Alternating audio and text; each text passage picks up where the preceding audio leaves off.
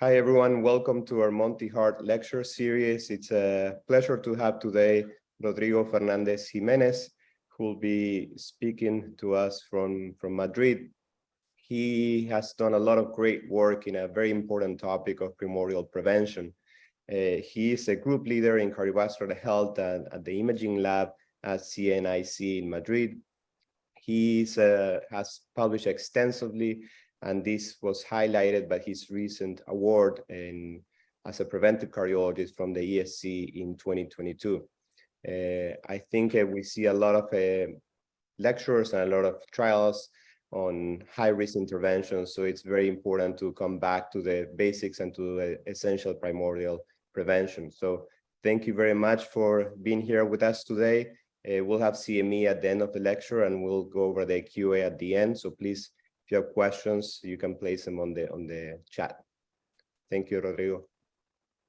Thank you very much, Leandro, for this kind introduction, and thank you very much for the invitation. It's really an honor to be here presenting today to do this work that I guess is a little bit different from what we see in your regular imaging and clinical lectures, but I hope you enjoy. So this is going to be like the outline of my presentation. I'm going to present to you what is what primordial prevention is, why these primordial prevention strategies are so important, or we think are so important, and how we can implement these primordial prevention strategies. And as a landmark of primordial prevention can be school-based intervention strategies for health promotion in children and adolescents, and this is going to be the core of the talk. And I'm going to present to you the SI program.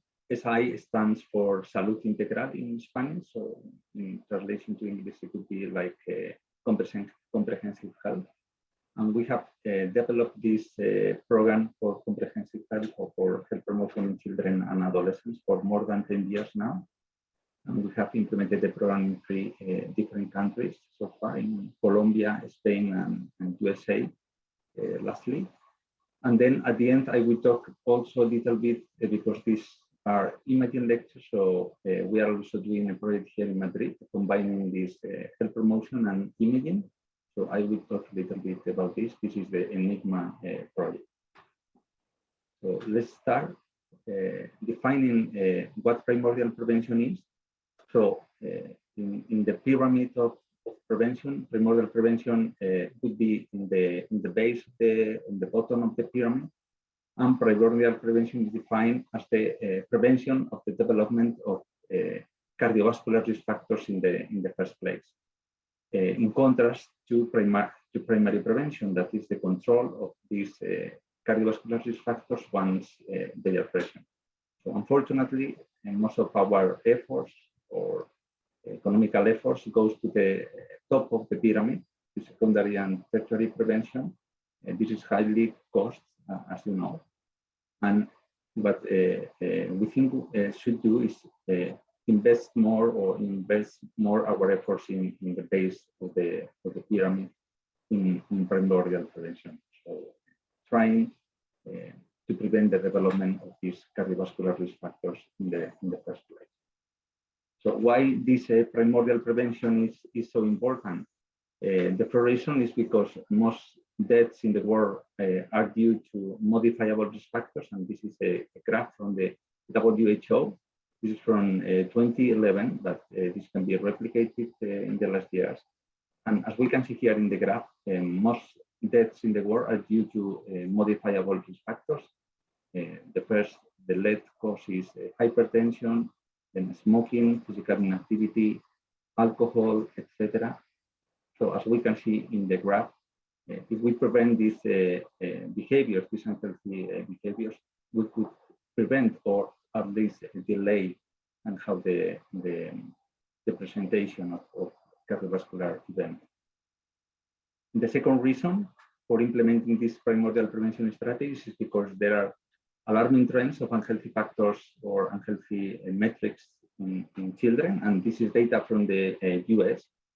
And as you can see here, in children and adolescents in the US, regardless of their ethnicity or gender, we can see that the the prevalence of unhealthy diet is very high. Almost less than 2% of the children and adolescents follow what we call a healthy diet. So the majority of them follow an unhealthy diet. And then the prevalence also of physical inactivity is very high, around 50%. What makes that the prevalence of overweight or obesity, as you know, is quite high in US. It's around 30%. It's even higher than it shows the graph. And this is not only in the US. This happens also in Europe. And in fact, the Mediterranean countries like Spain, Italy, and Greece have one of the highest prevalences of overweight obesity in Europe, despite our traditional Mediterranean diet that is changing in the last years toward an healthy diet. And this is our own data. So we collected data from more than 1,300 children in Spain at the age of 12 years. This is data just before the pandemic, 4 years ago. And as you can see here, almost it is replicated the data that we saw in US. So less than 1% of the children and adolescents follow a healthy diet. The prevalence of physical inactivity is around 30%. The prevalence of overweight and obesity is around also 30%. And alarmingly, the total cholesterol levels are high in 1 in 3 children. So this is the data that suggests us that we should implement this primordial prevention strategy on urban data. The third reason is because there is a link between unhealthy factors in children and cardiovascular disease, and this is data, is a figure from a classic study that was published in the England Journal of Medicine in 1998, the Buchalus-Hare study. And this study, authors analyzed 93 autopsies from individuals that died because of trauma, accident, between the age of 2 to 39 years of age. And what they did was to study the association between classic cardiovascular risk factors, such as BMI, blood pressure, lipids, smoking, and the presence of fatty streaks and fibrous plaques in the aorta and coronary arteries in the autopsy. And what they demonstrated is that there is a direct association between the number of cardiovascular risk factors and the prevalence of the percentage of fatty streaks and fibrous plaques, both in the aorta and the coronary arteries.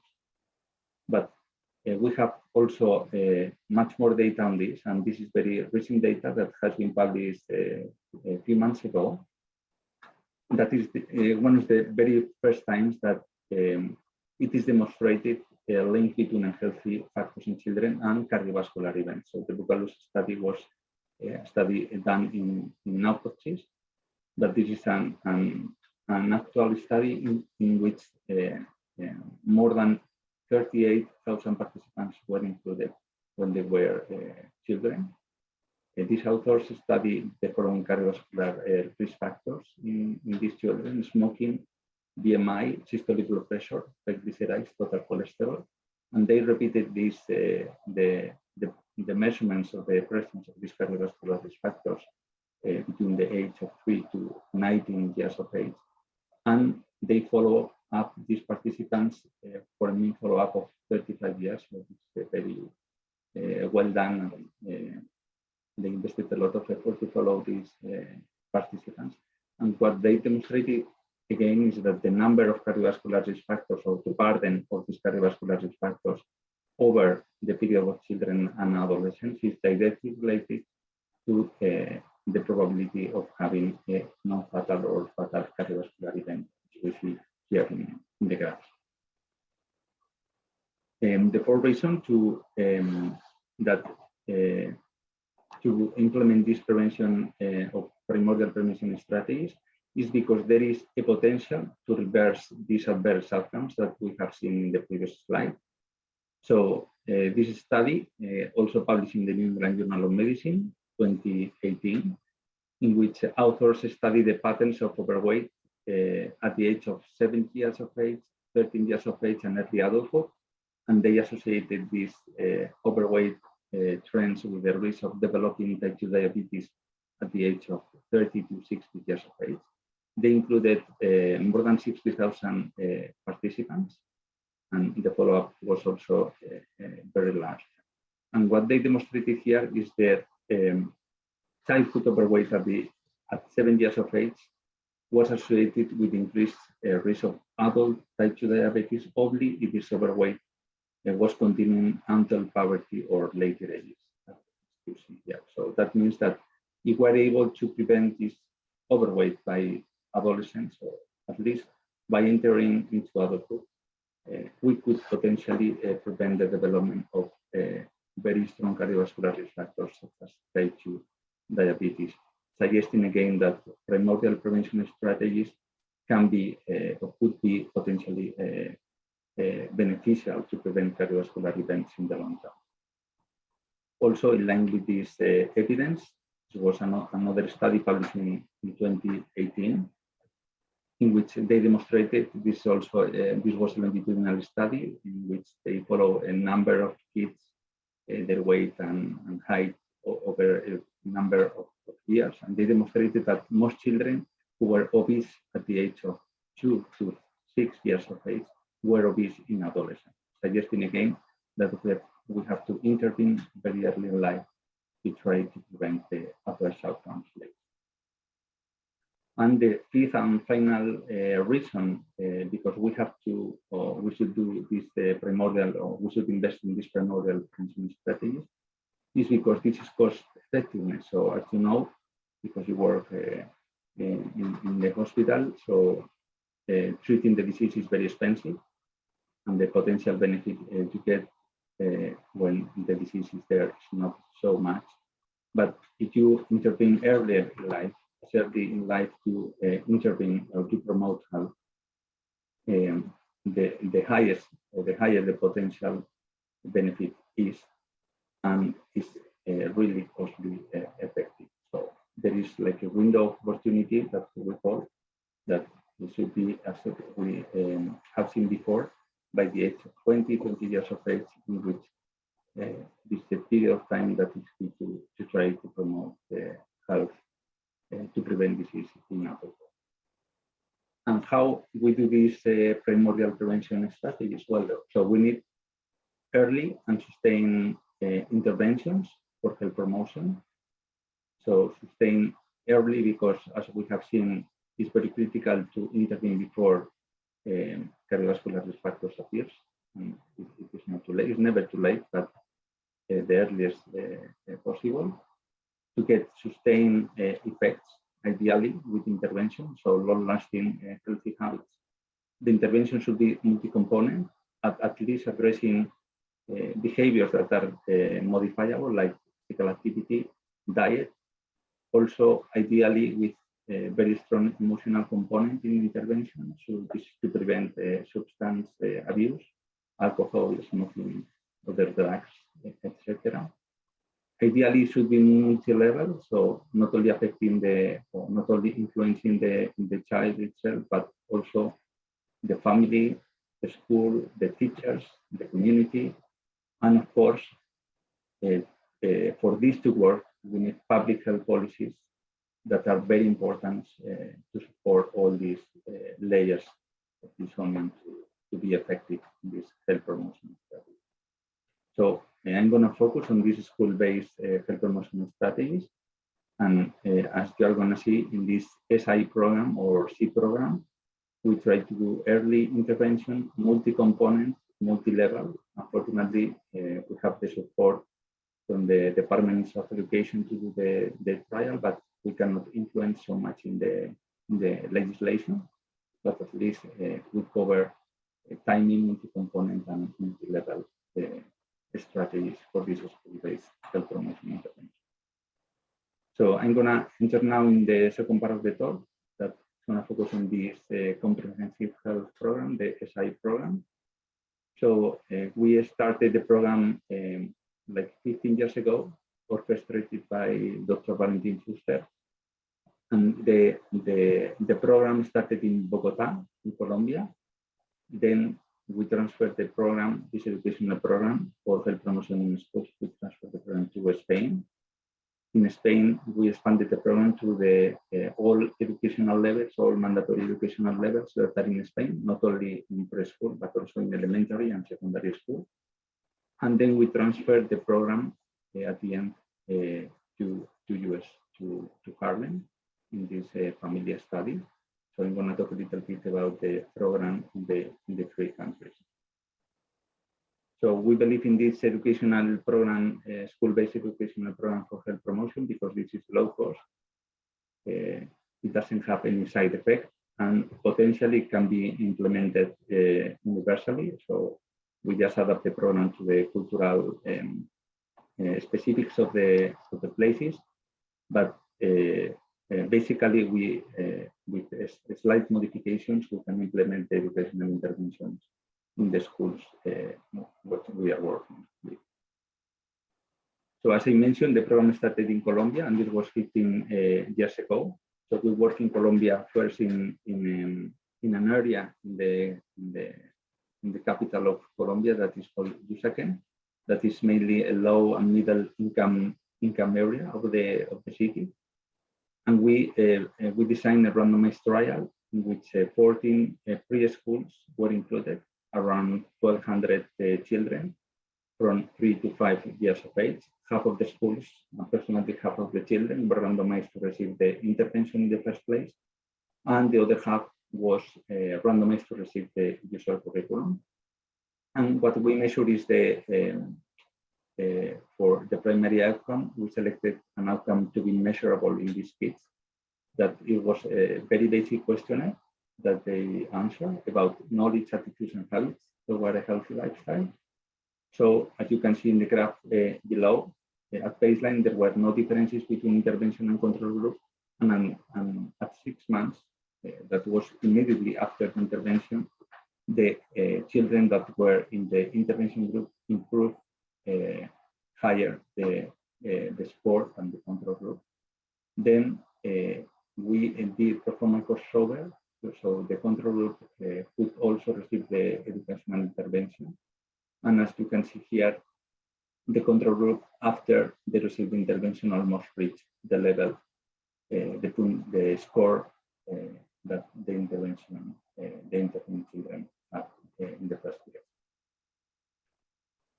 So as a continuation of this study in Colombia that was initiated in 2008, we tried to follow up these kids that were intervened 7 years before. So we achieved to follow up somehow half of this cohort of these 1,200 children. We follow or we contacted and measured almost 600 of these children that were intervened 7 years before. And then we selected another 600 children from the same school that they were these other 600. And when they had 9 to 13 years of age, we measured their cardiovascular health according to this American Heart Association 7 metrics score that has been recently updated. And we measure as well this knowledge, attitudes, and habits score. And what we observe here at the beginning, at the age of 9 to 13 years of age, is that there were no sustained effects of the prior intervention. So children that were intervened before had similar scores, both in the KH and in the cardiovascular health score, than the kids that were never intervened.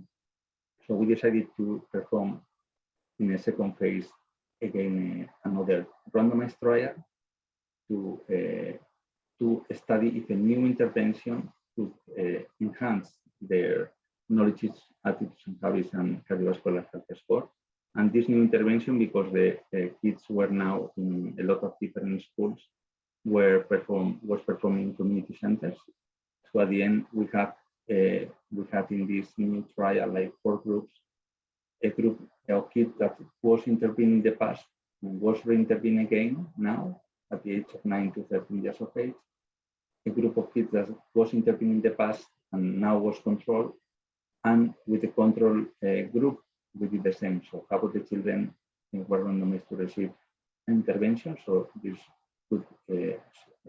would be single intervention at the age of 9 to 13 years of age, and then at the bottom, a control group that did not receive the intervention in the past and did not receive the intervention in the second phase.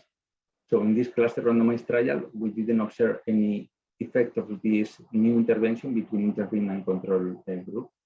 This was done in community centers, so the attendance of the kids to this educational program was not so high as in the school, because the parents had to carry the kids during the weekends to do these educational seasons, and the attendance was not very good.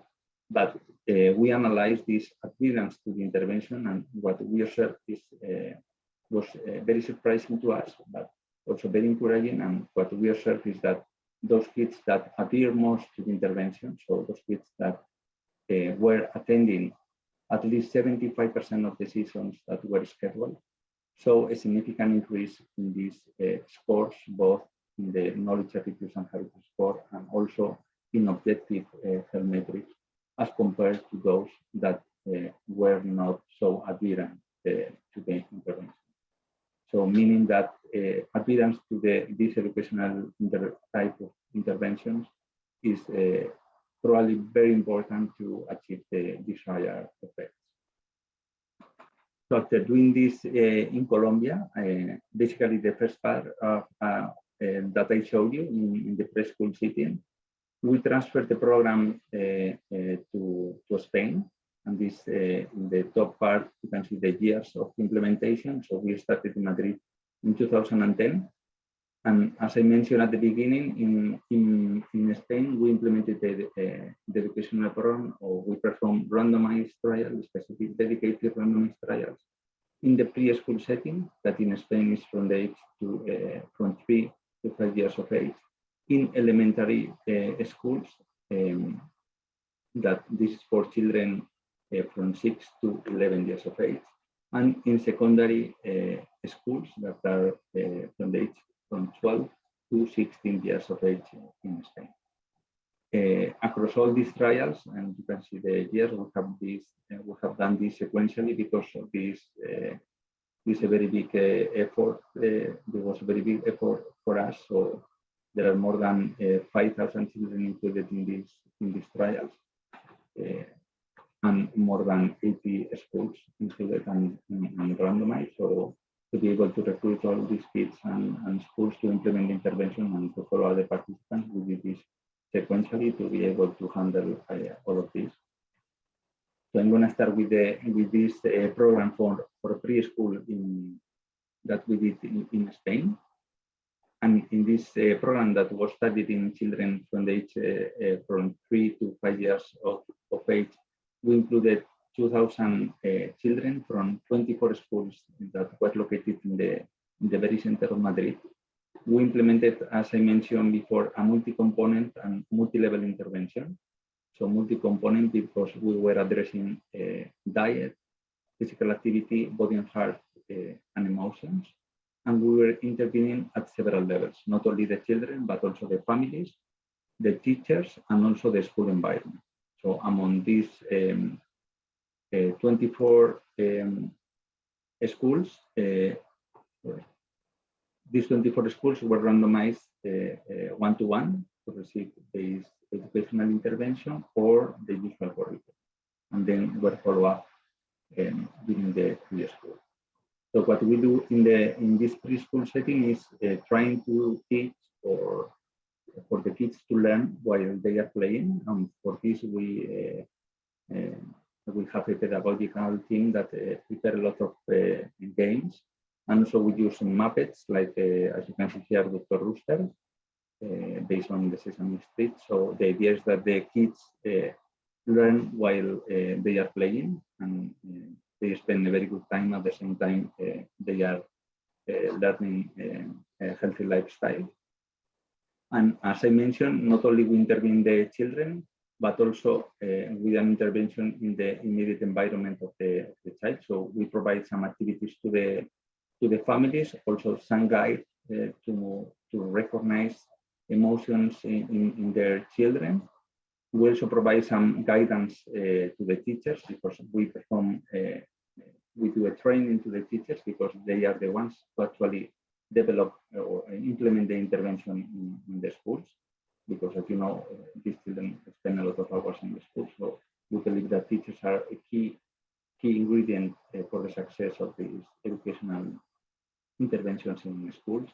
And also we provide some tips or some recommendations for the school environment, for a healthy environment in the school. And we organize an event, an annual event at the schools.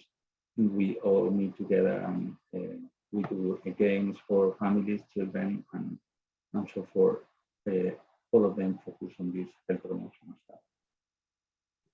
So in Spain, this is the burden of the hours that we implement as curriculum. So in preschool, because the usual curriculum is not so strong, we can implement more hours of health education. So we try to implement around 70 hours per year. And as I mentioned, these were 24 schools in Madrid, 2,000 children. We measure this score, the knowledge acquisition score, and also this emotion. And because these are very small kids, we can perform any blood test, but we measure weight, height, the circumference, biceps, skin folds, and also blood pressure. And we published the main results in 2015 of this trial conducted in preschool children. And what we observed is that the children that were randomized to the intervention group show a greater improvement in this knowledge acquisition habit score as compared to the control group. And this was mainly driven by the physical activity component. That was the one that was showing the highest change as compared to the control group.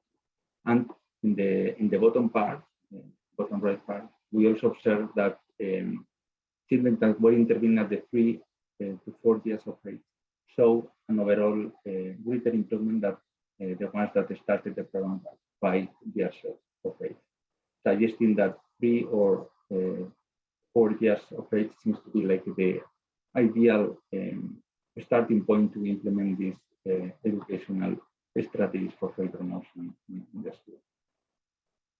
A couple of years later, we started to design and implement the randomized trial focus on elementary school children. That these children are from 6 to 11 years of age.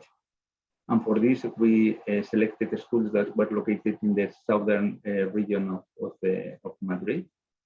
We included also almost 2,000 children from 48 different schools.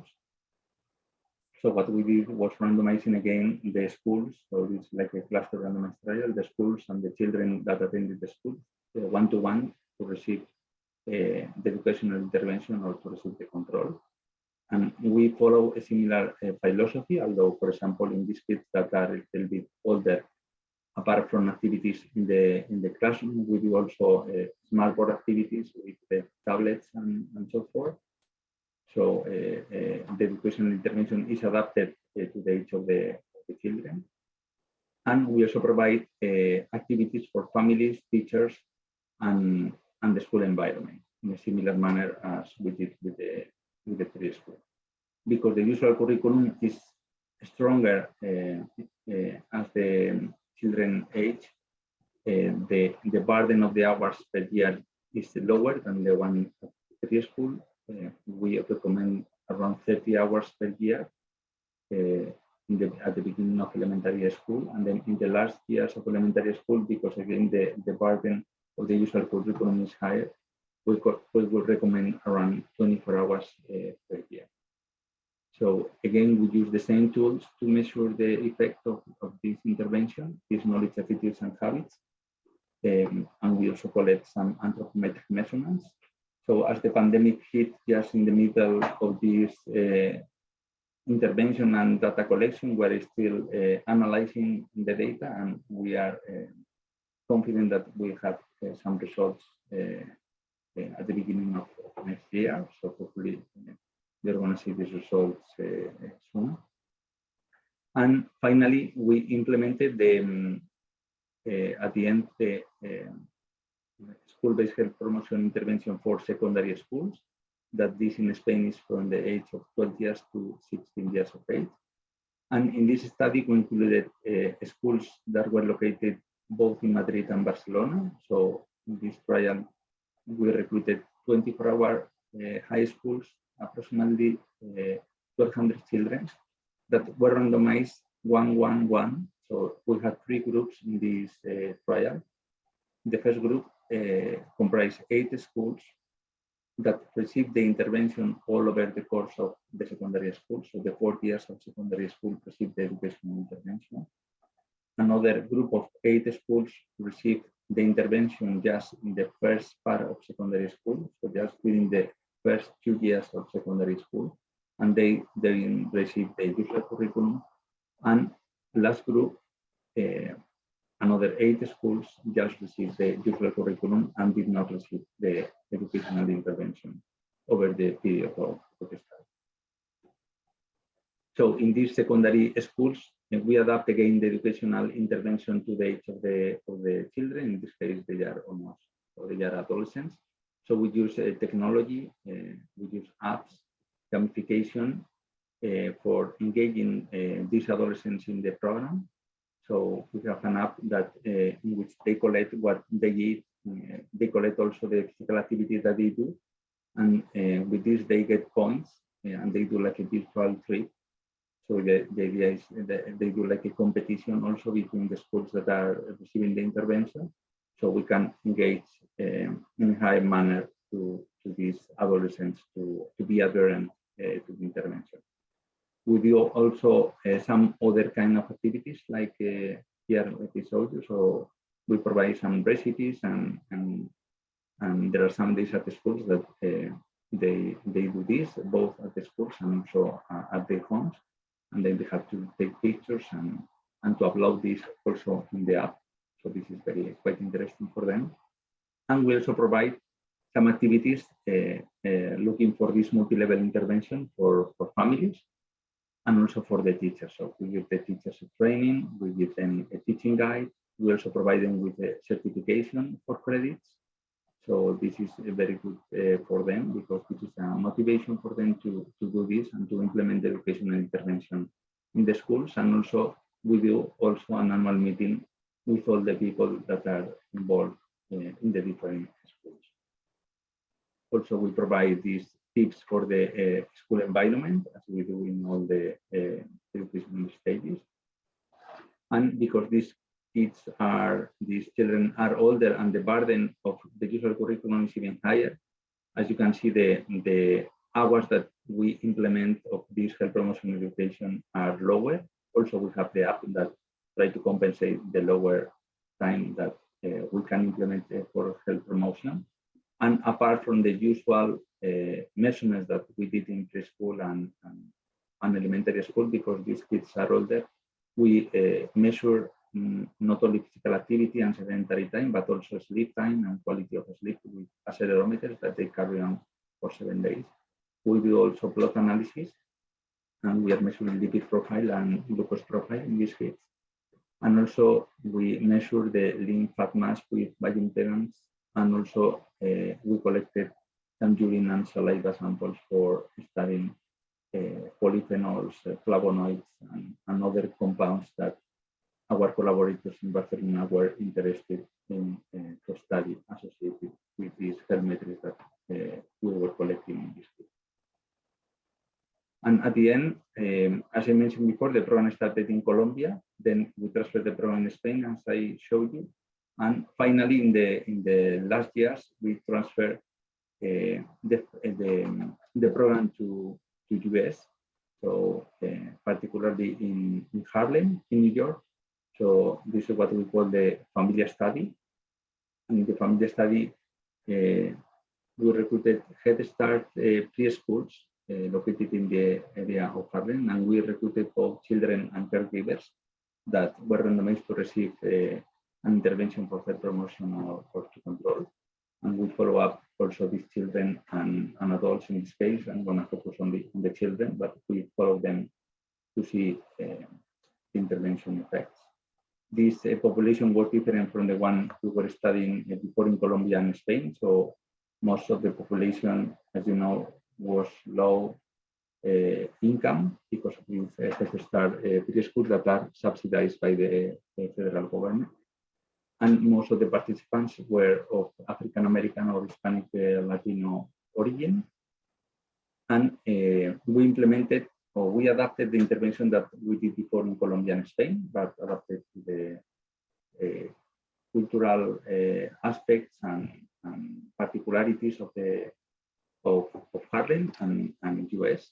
So, but the basic idea is the same. So for kids to learn while they are playing, so and we use the same strategies like the Muppet based on the Sesame Street. And in this trial, we included 15 of these preschools that were randomized, 9 to receive the intervention, 6 to receive the control. And the primary outcome was the same that as we use in previous studies in Spain and Colombia, so the change in knowledge, attitudes, and habit score. And what we observed, and it was published 2 years ago, is that the children allocated to the intervention group improved more their scores towards the habit as compared to the control group. And again, as we observe in Colombia, those kids that appeal more to the intervention, that was that the teachers deliver a higher number of sessions of educational sessions, so a higher intervention effect. So showing this dose response effect of the intervention, suggesting again that adherence to the intervention is very important when we implement this type of health promotion intervention. And later, we have studied the sustainability of these effects. So this is what we observe in the first place. So immediate post-intervention. So we observe a difference or a higher effect in the intervened children as compared to the control group immediately after the end of intervention. But what happens later is that control groups perform very well because the visual curriculum is very good and almost reach the levels of the score in the long term than the intervention group. And this is data coming from Madrid and Harlem in the long-term follow-up of these kids, and it was just published this year. So this suggests that we need to probably to re-intervene these children to enhance or to sustain the beneficial effects observed at immediate post-intervention. And just a couple of slides before I conclude about this Enigma project. So based on this project, on this educational program that we have for adolescents in Spain, that is from the age from 12 to 16 years of age.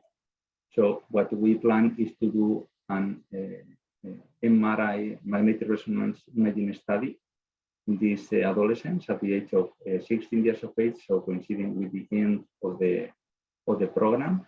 And for this, because these studies were performed at CNIC in Madrid, so we just invited the participants that were located in Madrid, not those that were participating in Barcelona for this Enigma study that stands for Early Imaging Markers of Unhealthy Lifestyles in Adolescents. That we have 3 objectives in this study that was designed to be conducted from 2020 to 2022. Unfortunately, the pandemic erupted, but despite of that, we were able to recruit even a higher sample size that we have expected. So we were able to recruit 1 out of 3 adolescents that were included in the educational program. So in total, 123 adolescents underwent a very comprehensive magnetic resonance imaging study at CNIC, including cardiac MR, also the aorta, looking for these fatty deposits in the wall of the aorta. We scan also the liver to measure the fat content of the liver. And also we did some brain imaging, also to measure the volume of the white and mass and also the ASL to measure the flow in the brain. And we included 15, these adolescents were 15 to 18 years of age, as I mentioned, and approximately 50% were girls and 50% were boys. And one of the objectives of this study is to provide reference values for cardiac MR parameters, because most of these CMR studies are conducted in pediatric population that have congenital heart disease or another kind of myocardial disease. So there are not so many papers providing reference values for pediatric or for adolescent population. So this is one of the first objectives that we were able to perform, and we presented the results of the European Society of Cardiology Congress this year. And we have submitted the full article. So we are providing now with these 123 participants, although this is not a very big sample. This is one of the largest samples for that is going to provide reference values for pediatric population. And we are providing not only left ventricle, but also right ventricle, T1 T2 mapping, and also atrial volumes and function. And finally, to conclude, I would like to remark that cardiovascular disease is the leading cause of death and disability globally, largely because of risk factors modifiable by changes in behavior. As we have seen, behavioral risk factors start in early childhood. So we need early and sustained multi-component intervention, and school seems to be one of the most promising settings for health promotion in children and adolescents, because children spend a lot of time in the school, and they are very influenced by their immediate environment, like the teachers, their colleagues, and also the school itself. But for this to work, we need also the integration of family and community-based approaches, and also a wide support from multiple sectors, basically public policies and legislation that can support these school-based health promotion programs. As I have shown you, there are two very important aspects that need to be refined for this school-based intervention. One of them is adherence to the intervention. That seems to be key for the success of the educational program. And also, probably you have to re-intervene at different stages, at different educational stages in these children to achieve sustained effects, because as I showed you, the effects are not so sustained in the long term. And finally, we need long-term and large-scale studies to establish the effectiveness of these school-based health promotion programs in reducing not only cardiovascular factors, but also disease later in life. That is our ultimate goal. So I would like to acknowledge all the people that are working and have worked in all these studies, that they have done a great effort to conduct all these trials, and particularly to Dr. Valentin Fuster. And I think that's all. I'm happy to take questions and comments. Thank you so much, Rodrigo. That was an amazing lecture, and how important, I think you emphasized very well how important this is. But I'll start with the first question. For everyone, you have there the CME code. I would like to know how you did this, or how hard it is, or how you saw different challenges in different countries, and if there was any governmental support for this.